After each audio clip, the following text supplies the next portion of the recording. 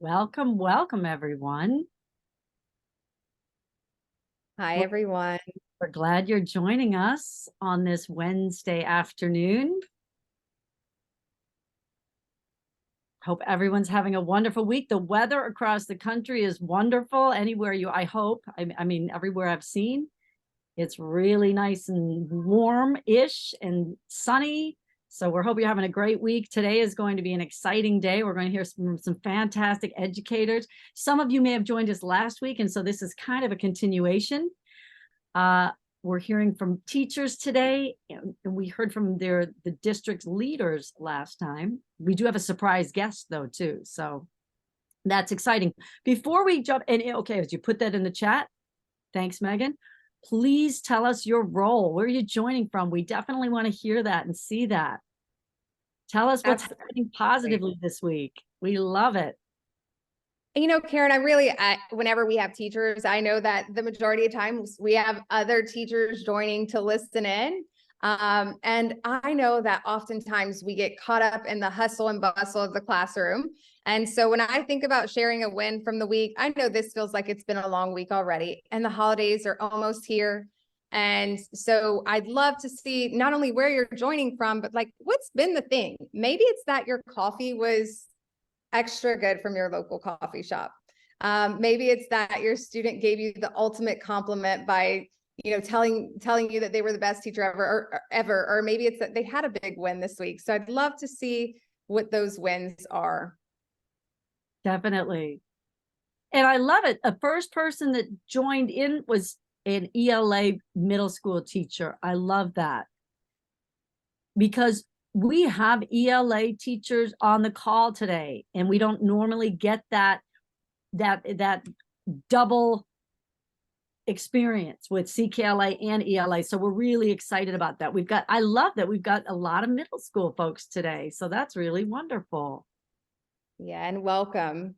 Welcome, welcome. So as everyone shares where they're from, and we're seeing a lot of common places, Yakima, I see North Carolina. I'm actually in Tennessee today, in Knoxville. I'll go ahead and introduce myself. My name is Meagan Molbert. I manage literacy pilots for Amplify, coast to coast, and I have the opportunity to encounter so many lovely district leaders, school leaders, and classroom teachers as they are doing the critical work of making the shift to Amplify CKLA and Amplify ELA. And it's through those experiences and my own personal experiences of being a pilot teacher of CKLA and implementing CKLA in my district that I have just come in to fall in love with all of Amplify's core literacy programs. And that's where my passion comes from, because I see the effects that it has on teachers, but most importantly, student outcomes. And that's kind of how I met Karen. That's right. Megan and I get to be out in the field sometimes together. We were this week actually in Iowa because I was helping her support one of those pilots that she manages. And it's wonderful to be out in the field, seeing students in action, teachers in action, really putting it in place. One thing though, I would be remiss if I didn't share, now that we're having a few more people join too, don't hesitate to put who you are in or where you're from in the chat. We love to hear that. But this webinar is being recorded. And so we're going to email you the link, and we're going to email all the live attendees a certificate so that you will get that in a couple of days. I think it usually only takes a day or two to get that. Megan, we're going to share, I think we might have a slide with our next webinar. Some of you might have come from a former webinar, but there will be more coming. And so we definitely, if you can't make it in the future or to any of them, you do get the recordings. You definitely get the recordings. So you might have heard Susan, or you might have heard us last week with our administrators. Today, we're talking to teachers. Tomorrow, we are looking at Nancy Hennessy. And I know Susan talked about Nancy Hennessy on the November 6th. Now, I have to admit, because Megan and I were actually out in the field working with teachers yesterday, and in a couple of different districts, actually, we didn't get to hear the one on Tuesday. So I'm excited to go back and listen to that. And I know they've already probably emailed it to me, or it'll be in my inbox soon. But thank you for joining us all today. One of the other things we want to really do today, because we've got a lot of folks on the call, we definitely want to take your questions. And so please don't hesitate. There's probably at the bottom of your screen, the little toolbar pops up, or wherever you've got that coming at you. There's a Q&A box. And if you want to put questions, we love to record those questions, and that's the best place to do it. And so if you put some questions in that Q&A, and I'll remind you as we go through, because we want you to hear from our educators. And so I should probably stop talking, Megan. Thanks for joining us, and thanks for registering for any of the webinars that you've already attended or will in the future. Yeah, you're exactly right, Karen. Amplify is so good about sending out those recordings. So if we can't join live today, we can definitely catch up, but thank you for registering either way. And we hope that you can attend our last one. Last week, Karen, we left off kind of really, zooming into what does the knowledge-rich curriculum entail? We talked a lot about change management, misconceptions, and we did that and kind of touch base on some of those key elements of the newly released Knowledge Matters review tool that will serve to assist districts and really kind of identifying what does knowledge building look like in a strong tier 1 program. And we were actually honored.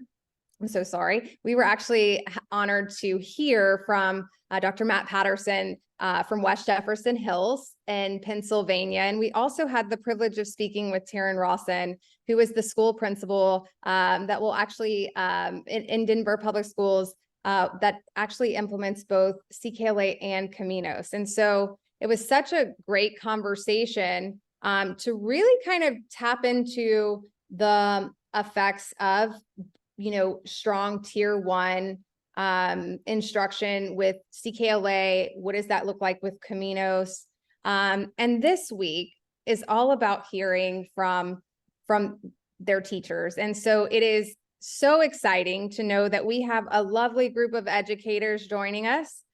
There's no better way than to hear about other, our core literacy programs than from our own Amplify teachers themselves. So today joining us, we actually have 3 West Jefferson Hills teachers who are joining us all in one from one room today, which I absolutely love. And we also have Maria Cisneros from Denver Public Schools, from Ms. Rawson's school. So we are just so honored to be here with you. And as Karen mentioned, we know that teachers on the call and educators on the call ultimately want to hear from you.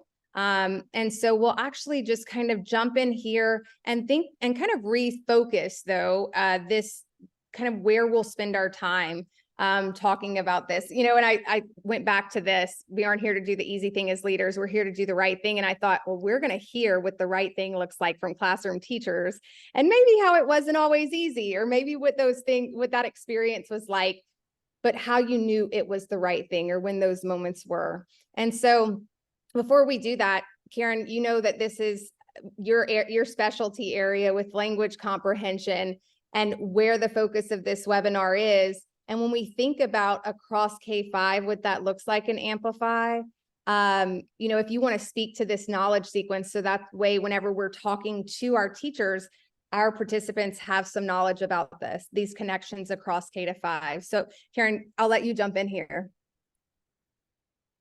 I love talking about the knowledge building across, and we definitely have an intentional sequence where we're going to build knowledge within and across grades. And so as you see all those topics, the wonderful rich topics, sometimes you're wondering, is that something a second grader might be interested in? Ancient Greek civilization. And I think these teachers today are really going to really explain how that looks in action. But thinking about the vocabulary, the concepts, the comprehension skills that can build and spiral. And it's so neat to see it in action, especially when you get year into year into year. And I think we're going to hear a little bit about how that may impact middle school as we see what happens in CKLA and as it moves forward. So that knowledge continuum is such a critical piece, especially when we think about the oral language development through the read alouds in grades pre-K to grade 3, because it's at a higher level than kids can actually read and decode themselves. So all of that wonderful, rich language that they're acquiring, that receptive vocabulary becomes their expressive vocabulary through that knowledge instruction. And so I can't wait to hear from folks about what their kids are learning, Meagan. Yeah, and it's funny because I know that these teachers, they will talk about, yes, there's these really great fiction stories and this rich literature that we see these connections across grade levels. By no coincidence, this was all very intentional from what we know about how, building depth and breadth of knowledge over time. But when teachers start seeing topics that revolve around world history and American history and science, I know that as a former elementary classroom teacher, that kind of makes you shaking your boots a little bit, right? And so before we hear, and kind of this is where I think that we can even touch on about some of the shifts that you all have experienced is, as educators, especially using a knowledge-rich curriculum, we have to think, we almost have to redefine it as we learn about, research and have access to understanding the role of knowledge building. Like, what does reading comprehension mean for me today as a classroom teacher? How's that look different? And maybe you're on this call and you're looking at a knowledge-rich curriculum or looking to, implement high-quality instructional materials. But why is that important? Why is building knowledge important? And thinking about when students have it, they can, right? And so I'll stop there and we'll really just kind of jump in and pose some questions. And then, Maria, you will be able to share just such great insight on what it is to teach CKLA's Spanish counterpart with Caminos, and what that looks like with building knowledge there. So we'll start out and just officially welcome you all to this conversation. But I'd love to just start with, how has your mindset as educators? And you know what, I'll let you introduce yourselves before I ask this question. I am so sorry. So let's start with West Jefferson Hills, and then Maria, you can tell what grade level you teach and which program you use. Well, my name is Kim Ross. I teach second grade, CKLA. My name's Taylor Kanaski. I teach 5th grade. My name's Kristen Bellavance, and I teach Amplify 8th grade. Hi, my name is Maria. I teach 2nd grade, Caminos Spanish version. Awesome. So we have a wide range today. And I'm going to kind of get into a thick question here. And this is just, I'm going to lay it all out there because I know that in speaking with you ladies, that your experiences has definitely equipped you to answer this question. It'll kind of help you touch on your story as a CKLA or an ELA teacher. But how has your mindset, thinking back to pre-Amplify CKLA, pre-Amplify ELA, pre-Amplify Caminos, how has your mindset shifted about, reading comprehension and teaching and building background knowledge? Okay, I'll start if that's okay.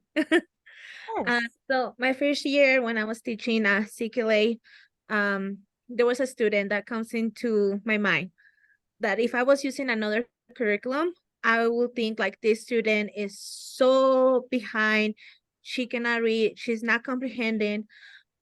But with CKLA, I found out like this student was like above her grade level when it came to thinking, like her connection, like she could infer, like thanks to CKLA, I saw that this student had more strengths. And even talking to her teacher before that, he was like, I'm impressed that she's making these connections because she struggled with the old curriculum. And like the way she was successful because the background knowledge, it was something that she made connections. It's something that she saw that like I can use this in my real life. Like the insects domain was like one of the best ones because like there's insects all around me and now I know all about these insects.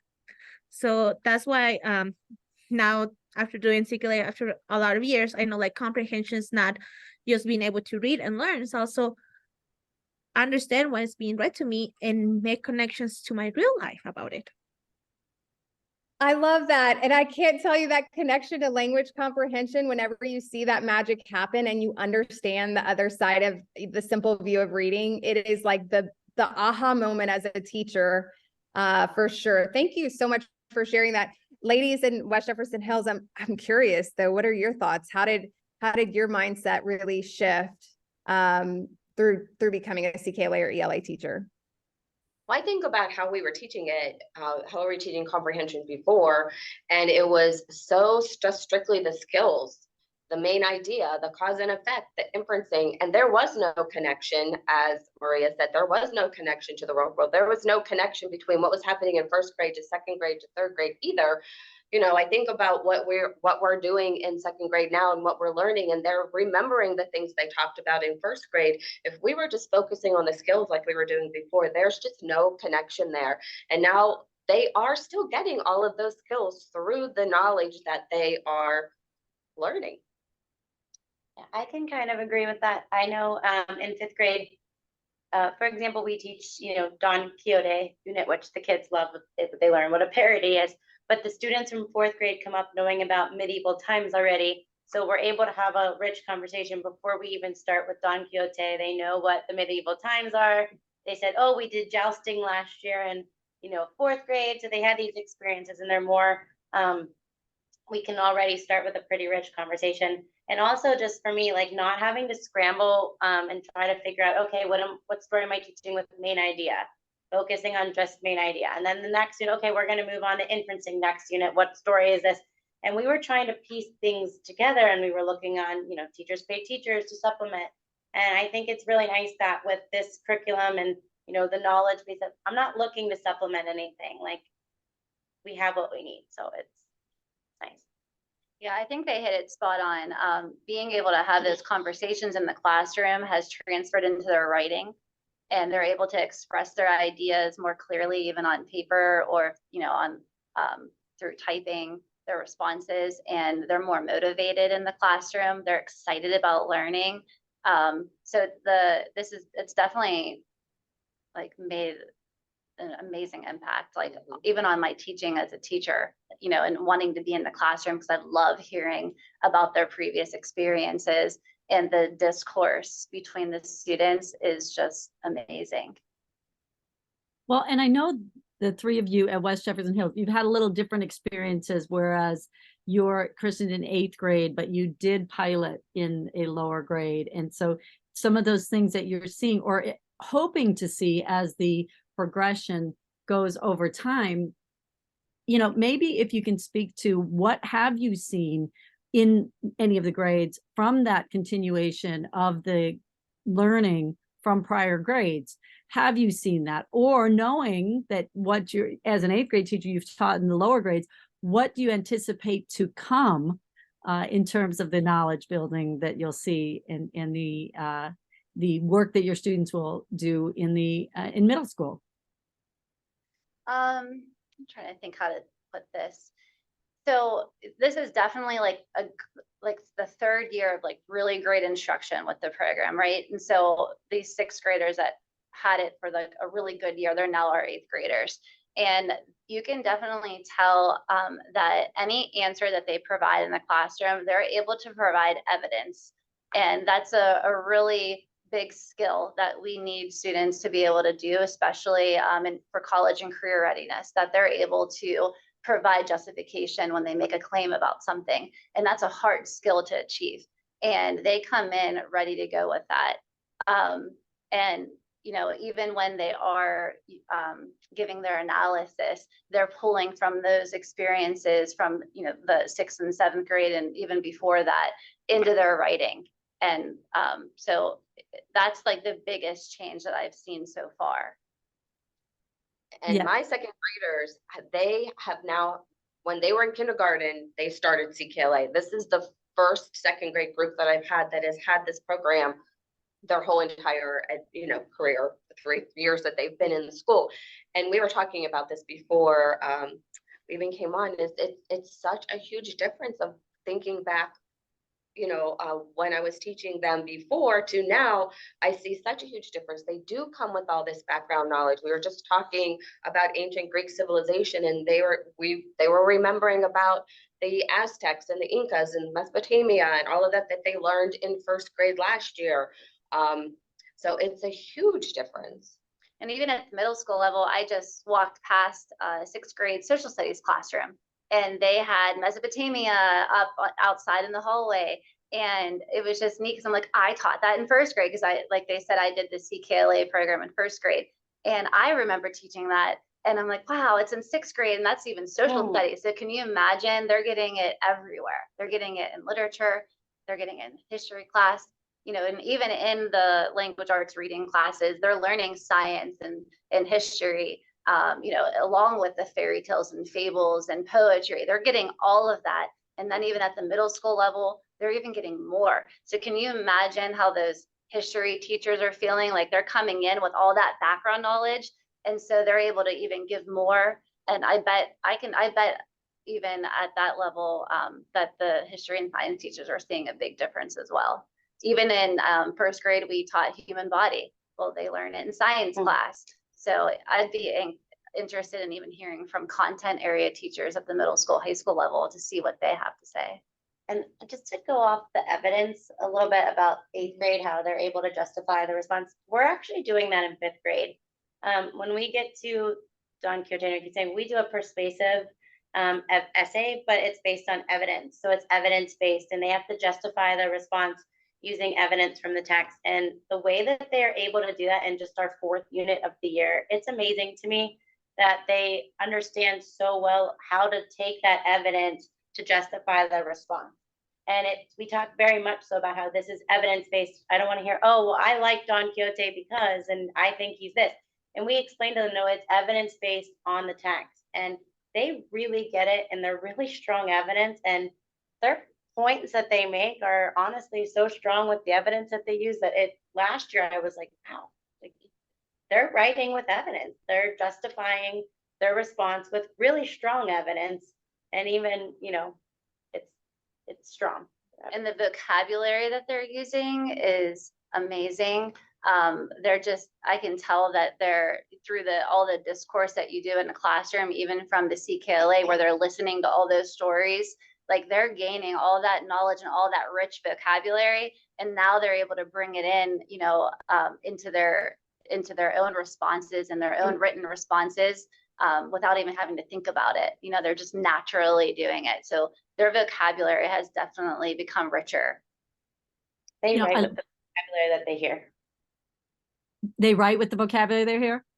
Yeah, like right now, like we just finished our codex projects, and they used like diverse and architect, like they were using the words in their codex project that we learned throughout the unit. That receptive vocabulary becomes expressive. They've taken it in and now they're sharing it back.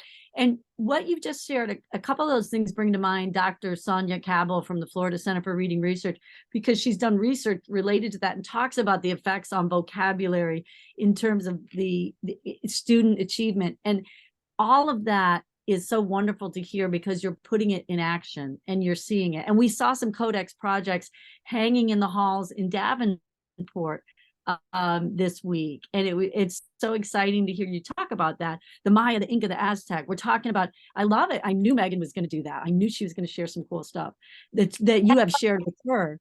And we're going to talk.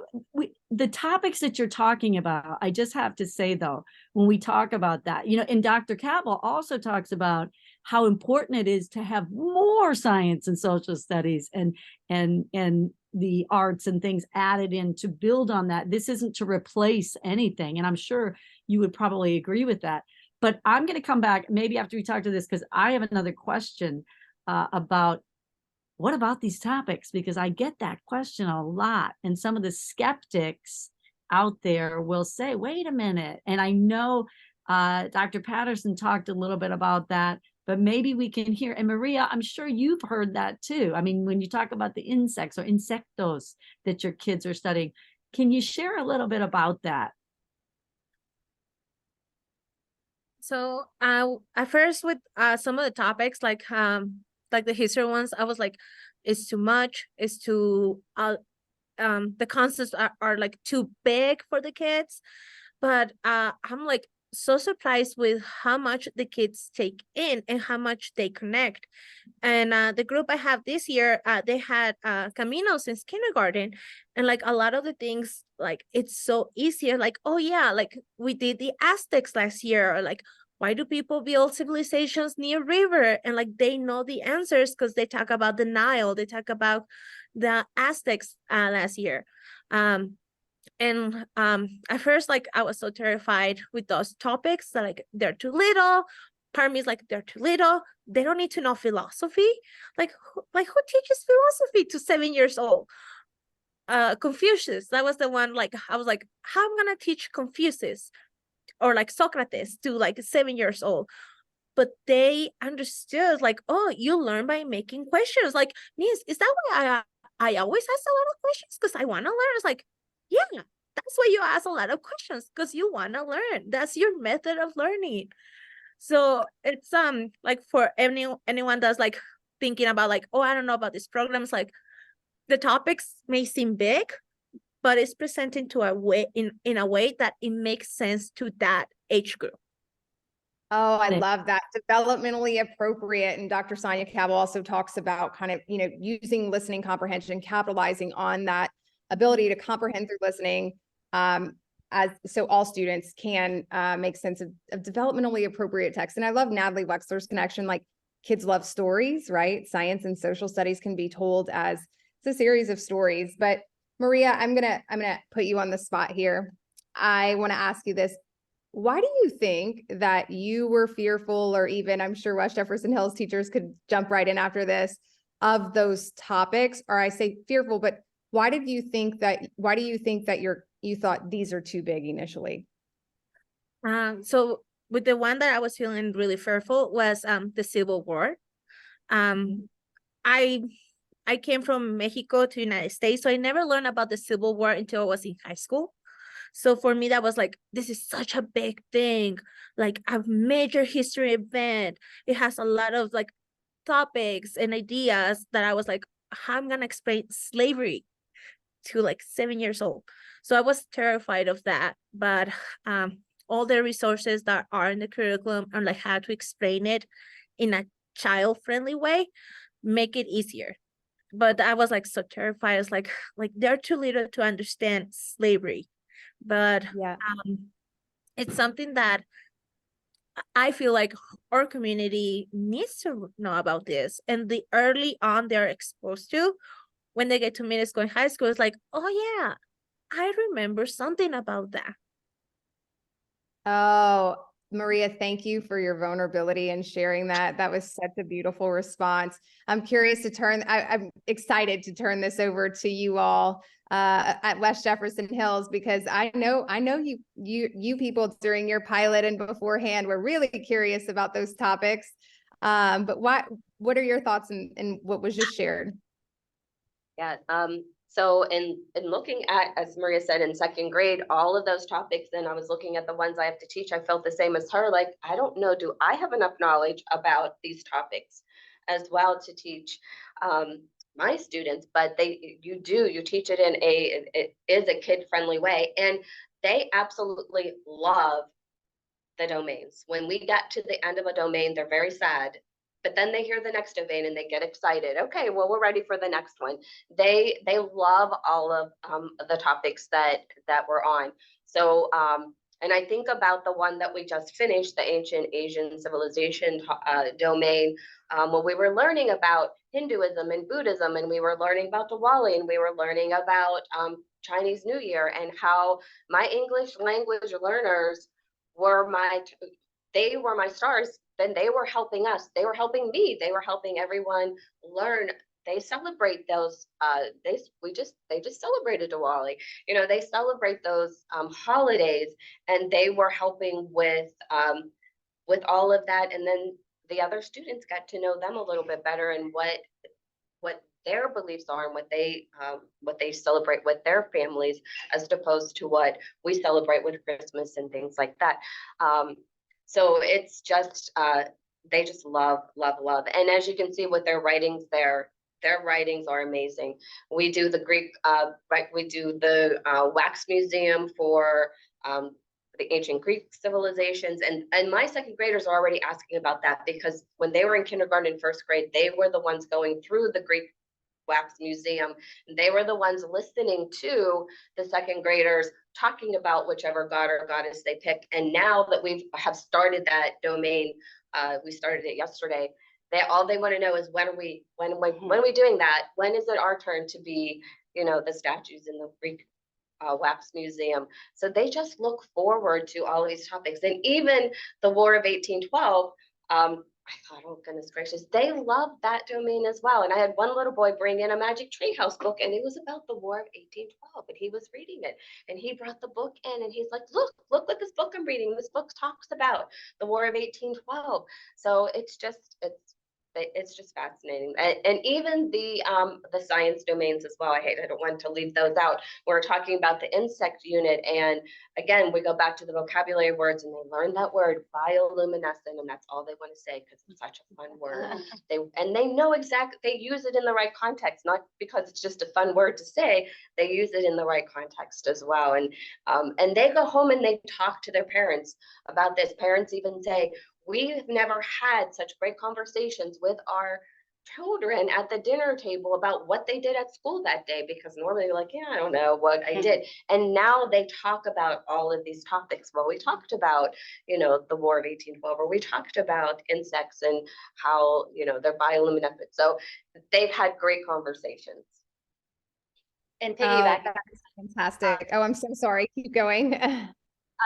I also like that the program offers that parental connection. So, you can send that home to parents, and you can it provides lists of books that they can go to their library and read more if children are interested. And that's exactly what the kids are doing. And then the parents, because you provide them with that, they know what their kids learning in school, and then they can have that conversation piece. And then back to even the initial question of like, how did we first feel when we had to teach all these new topics? Like it is scary at first, but you spend the time learning about it, because you're not spending the time creating the lessons. They're already done for you.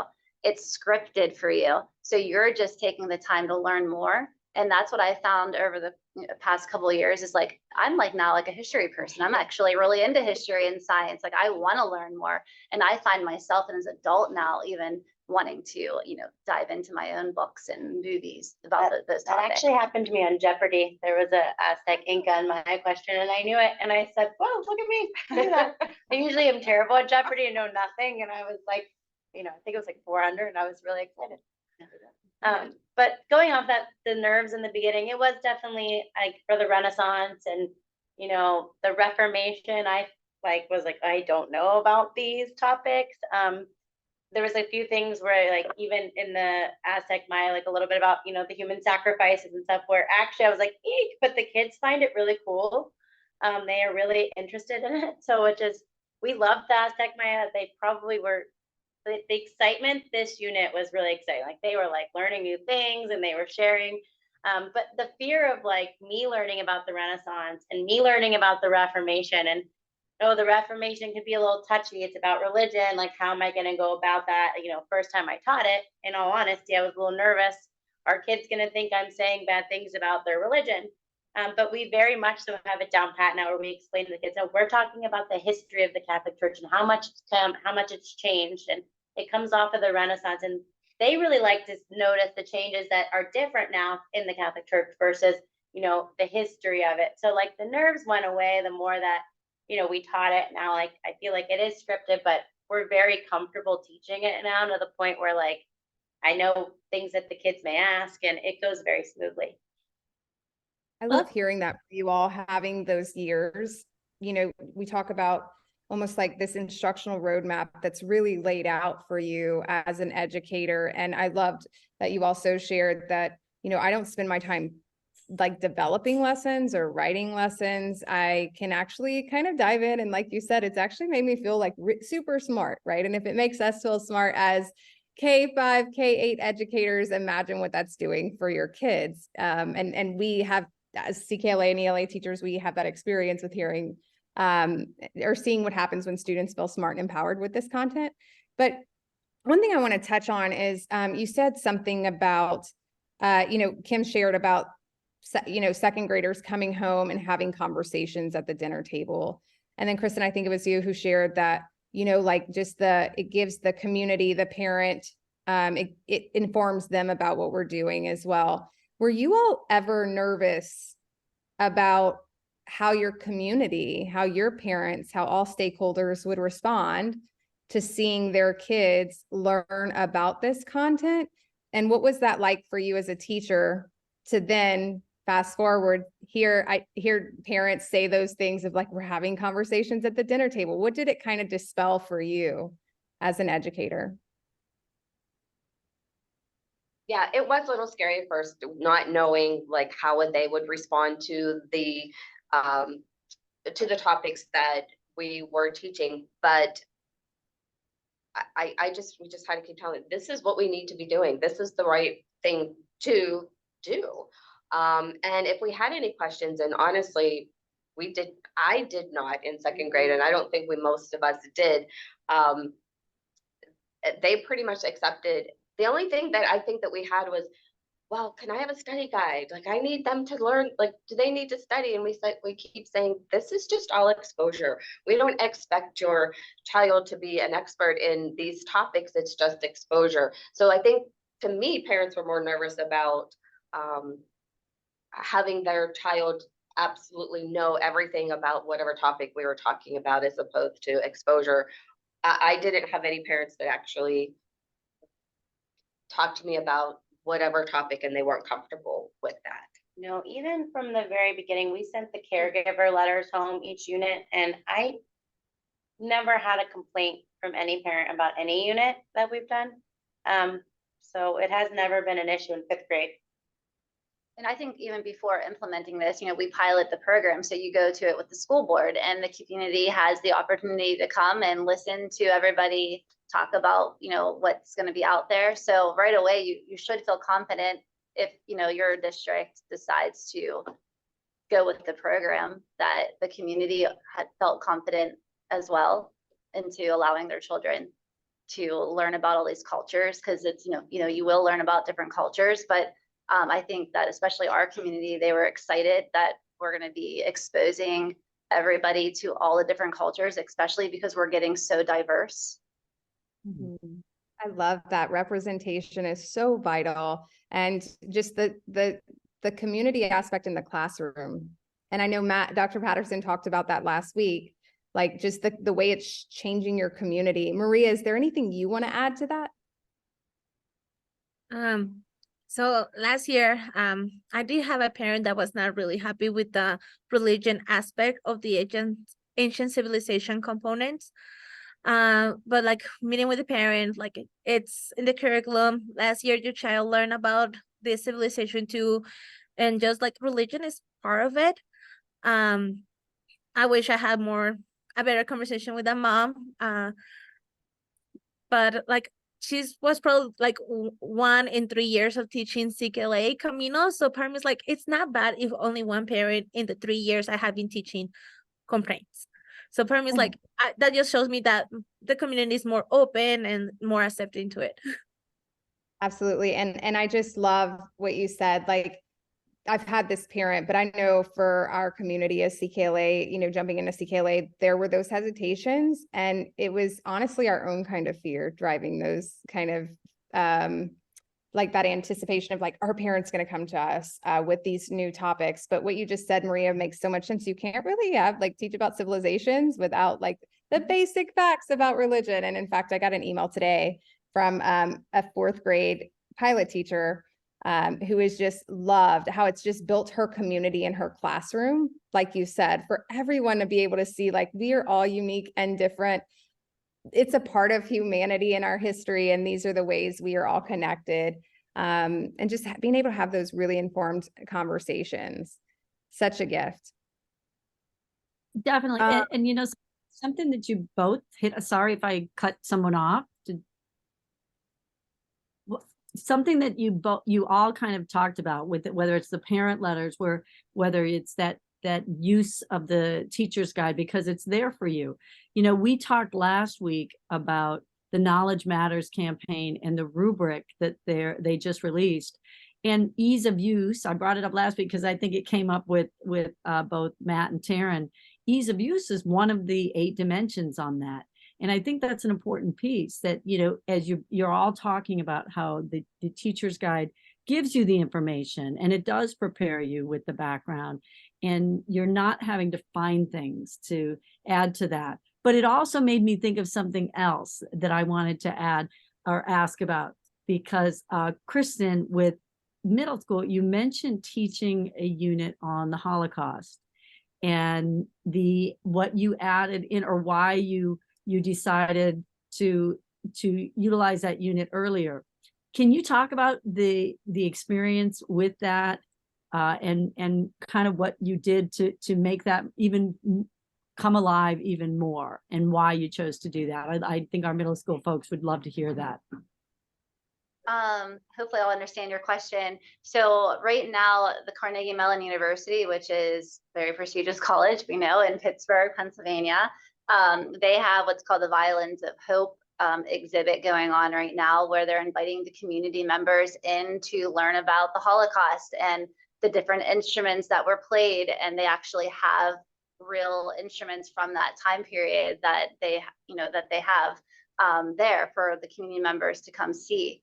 And so we normally don't teach the Holocaust right away. We teach something else. And because that was going on, we decided to teach the Holocaust first, because we had the opportunity to go on the field trip and take our 8th graders to Carnegie Mellon University. So we wanted them to have that background knowledge. And so that's what we did. And it was nice being able to like show the kids that, you know, what they're learning in the classroom, like these topics really happened. Does it tell you in the, Amplify program to go on a field trip to learn about more things? No, it doesn't. But you take that opportunity, as a teacher, to find those opportunities for those children. And that's exactly what we did. In fact, they just came to our school today too, and even presented the instruments, and our students even got to play the violin. So they're getting like hands-on experiences with them as well. They got to learn about the music. So they're not even learning about the Holocaust in 8th grade reading. They not only learn about it in 7th grade history, but now the orchestra is also learning about it, and they're playing instruments. So it's all connected, cross-curricular, which was it's been amazing. And the kids are just really, really into it. I love hearing that. And I love hearing that because you kind of bring up the topic of equity, because not every child gets experiences outside of school that puts them on that level playing field for learning and adding to their knowledge base. And so you making that choice in the district to take children on that field trip that they may not have been exposed to outside is giving all kids access to that. And I think all kids are getting access to these domains through your instruction in Caminos and CKLA that they wouldn't necessarily have access to if you weren't doing that. And bringing, and I think that empowers students. And I when we talked earlier, we talked a little bit, you mentioned, and something else that came to mind, just that poem that they heard when they were there at the university, that they knew, and how it's kind of like you mentioned, someone said the Jeopardy question. I knew the answer to it uplifts us to feel that we have knowledge and that we can share that. And so I'd love to hear any examples of students where that you may have seen a change over time because of some of that empowering, or students that because I know this came up on some of our pre-call chat about students that this is their time to shine because they're not having to lift the words off the page with decoding, maybe in the lower grades. So I'd love to hear that. And I don't know, Maria, you just shook your head. I don't know if there's an example you'd love to share. We can start with you, but I bet every single one of you has a great example to share there. So recently, our school has had a lot of students from Quechua community. It's a native community from Guatemala. They don't speak, they're learning how to read in Spanish, like they can speak it, but they cannot read it. So for them just to hear stories and making connections, it's such a powerful thing. And they make so many connections with the domain about immigration. So like when we get to that domain, I see their faces like, this is my story. Like, this is me. And like, I told the kids like the story about my dad and how like he became a citizen, and like the kids have so many questions like can we become citizens too? Like what are the benefits? And when I tell them that they can vote, they just make that connection like, oh, democracy. Like, yeah, we learn about democracy like all the way in the beginning of the year. And it's like such a big connection. And like for those students that they cannot access the world's like the book, just to hear it, it's such powerful. Like, this is my story, I am present. And that's one of my favorite domains to do with second graders. I know for me, like the curriculum, and even some people who come in to observe, and they said, well, how do your students read this? This text is so enriched, and it's so much listening comprehension that I explain to them. Even students who can't pull these words off the paper, they hear it so many times that they make the connection to it. So especially with like, the Inca, Maya, and Aztec, they have a lot of words that, I have to, pronounce correctly. But they are retaining so much of it just from hearing it. And then there's times where I listen to them because like we do a reread and they are reading it and they're saying these difficult words just because they've heard them from me, or they heard them from the reader, or they listen to it in their headphones. So they've heard it a few times where I read them, I'm like, listen to them, like they're reading what they hear. So like, and they're putting that together. So they are able to comprehend a lot just from hearing it multiple times. And I do have one student that I'd like to tell about that when we first piloted CKLA, it was way back in 2020.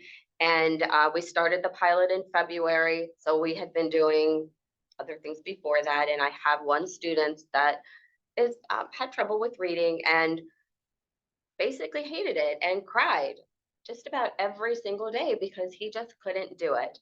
And then we started CKLA, and we only got to do it for 3 weeks because we went out of school after that, obviously. But in those 3 weeks, what a huge, huge difference I saw in this little boy. He was still having trouble with reading, but when we did the knowledge piece, he was my shining star because he absorbed everything, loved it, had his hand up all the time, wanting to answer questions. He loved reading then. He loved that class because he was able to participate, whereas before he just struggled so much with everything that we were doing, and it just he just couldn't do it. So it was hard and he hated it and he cried. But once we started doing CKLA, what a difference I saw in this little boy in such a short period of time as well. You ladies gave me goosebumps.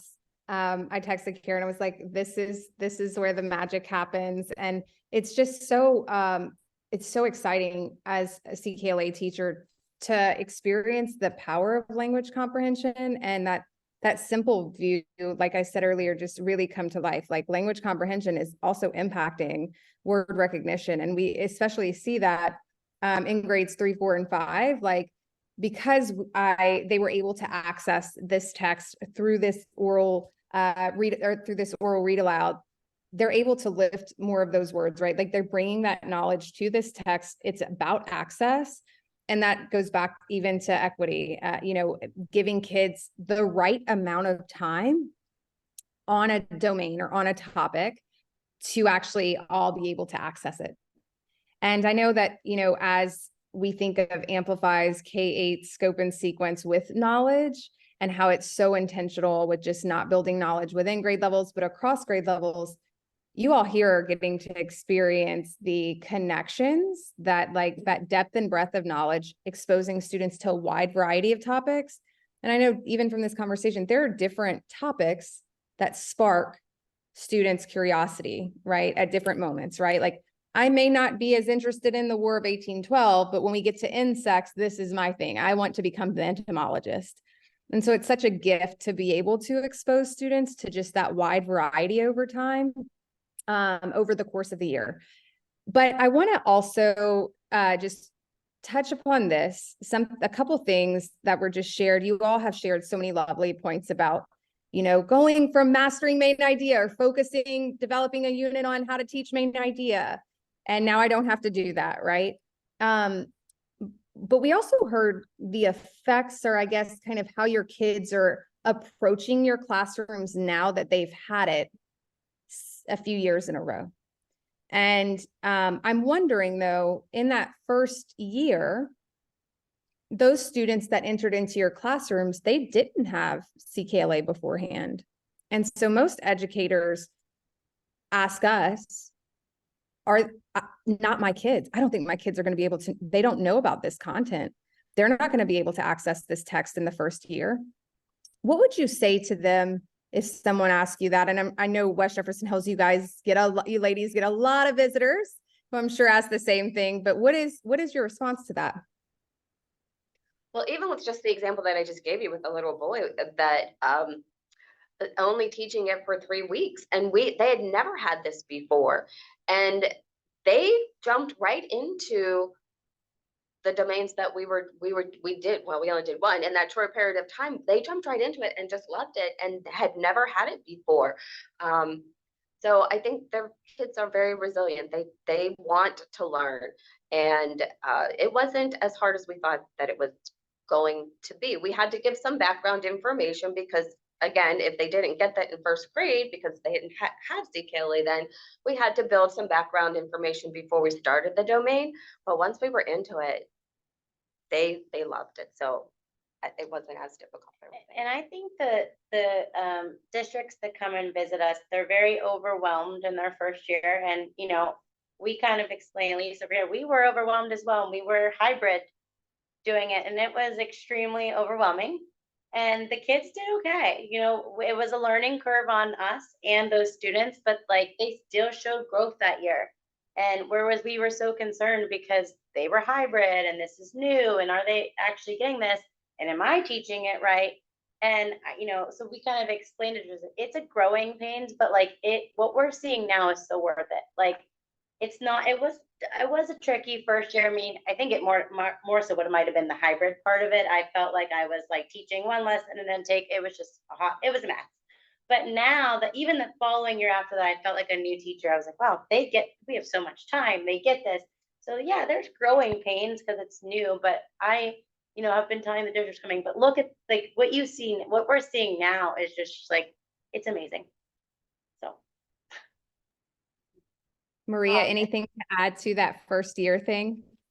I agree with what the lady said. At first, there was a lot of background knowledge that I had to give, and I used to tell them like, you didn't have this in first grade, so I'm telling you, listen. And like I had to like the war independence. So like you need to know this because we're gonna learn about a new world, and this is called the Second War Independence. I'm not gonna tell you why. So there was a lot of things I have to do. And it never stops because even this year I have 7 brand new students to my school that were not here with us in first grade. They were in another schools and they didn't get CKLA. So I'm still like had to do that background knowledge, like, hey, remember. And so sometimes that background knowledge is the students giving them to the new students. So it's always like you always gonna have to give that background knowledge because like you're gonna have 1 or 2, my case, 7 new kids that didn't get CKLA. And I think with my new teammate this year, she's brand new to her district. The hardest thing that she's having trouble is like the kids sit in the carpet and just listening. It's like, believe me, it seems like a lot, but they can sit in the carpet and they will listen and they will learn. Like it seems hard. It seems like I'm lying to her, but like trust the process. They will learn. They will sit and they will participate. That's right. It's an active read aloud, right? It's like the event. And I think, Kim, you shared like our kids are sad when a domain ends. But I know my kids were banging down the door the next day, like, what's our new domain? What's our new domain? You know, like, where are we moving to? And for that reason, because they are active participants during that read aloud. So I think that's definitely a misconception that, you know, so many educators come into this having, but just access is key and equity is key. So we're giving kids that opportunity to just learn about content, like Karen said earlier, that they probably wouldn't know about. And if we're all pretty real, we probably wouldn't be learning about either. We would probably stay away from too, but thankfully CKLA has created a lot of science and social studies or history experts in the classroom with students. So I want to go back to this, just thinking about what we kind of looked at the beginning of this. When we talk about, you know, how has this really changed for us? And what is reading comprehension? Why is it important? When students have it, they can just kind of one word answers to this, you know. I'll put you on the spot and see what you have here, just as you have experienced a knowledge-rich curriculum. So I'll let whoever wants to go first jump in. Students have it, they can have great conversations Just going to with say. each other, with their parents. I just having a parent meeting the other day, and that's exactly what I told the parent. We can have such great conversations when they get it, when they have this back, they have all this knowledge. I was gonna kind of say something similar. When they have it, they can express it. Especially like I'm seeing them express it in their writing. Where in the beginning of teaching CK, I'm like, how can I teach this writing with all this? I don't have time to teach this writing. And then we were told, no, you have to teach the writing. And we fell in love with the writing component of it. But the way they express their comprehension in their writing to me is amazing. Like they are taking what they learned and they're writing it and they're expressing it and they're sharing it. And I think the strength of their writing and expressing these skills in it is probably the number one thing that I would say they can express it. Something that I enjoy is, you know, we're not just reading, we're watching videos, we're doing quests. There's so many different aspects that even beyond reading. And so students are able to take, you know, from each of those and put it into their conversation with each other and synthesize all of the information that they've learned, which is part of, you know, reading comprehension, being able to make connections, you know, make inferences, debates on topics, you know, they're able to debate because they have the evidence now taken from the text or from the video that they watched, or, you know, things like that. When students have it, they can explain their world that they live on. I think my favorite stories is when we get to the human body. The lunch ladies tell me, your second graders are asking, is this protein? Is this carbohydrates? Like, I'm pretty sure this is protein. Can I eat it? So just hearing those stories like from other adults, like second graders are asking about proteins and carbohydrates. Why? And it's like, because we're learning about them. Oh, that is so beautiful. So beautiful.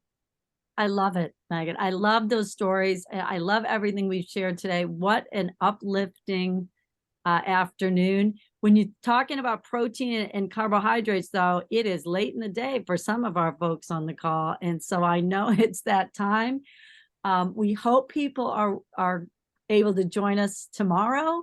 We can't thank the ladies enough today. Our special guest was kind of behind the scenes. I said that at the beginning. I don't know if Dr. Patterson wants to just say anything to sum up our wonderful day of learning, afternoon of learning, just to say hello again. Hey everybody, I just so glad everybody could join and celebrate with us. I mean, these folks are the rock stars here. So, you know, you heard some great stories. And again, like I said last week, if you were on that call, it's real, it's happening, it's bold and courageous work. And but it's good stuff for kids. And I hope you got to feel that from our team here at West Jeff today. And just know we're going back in tomorrow and gonna light it up again. So good stuff happening. And again, thanks for being with us. Thank you so much. What a perfect way to end. So from Denver to Pennsylvania, great things are happening across the country. So thank you so much for joining us today. Absolutely. My cheekbones hurt from smiling at all of the sharing that you ladies did today. And so thank you for your commitment to education and to exposing students to the world, but also your willingness to share it with other educators across the world as well. You are making such a difference. So thank you. And thank you for joining. Thank you. Have a great rest of your day and great rest of your week. You too. Bye, everyone.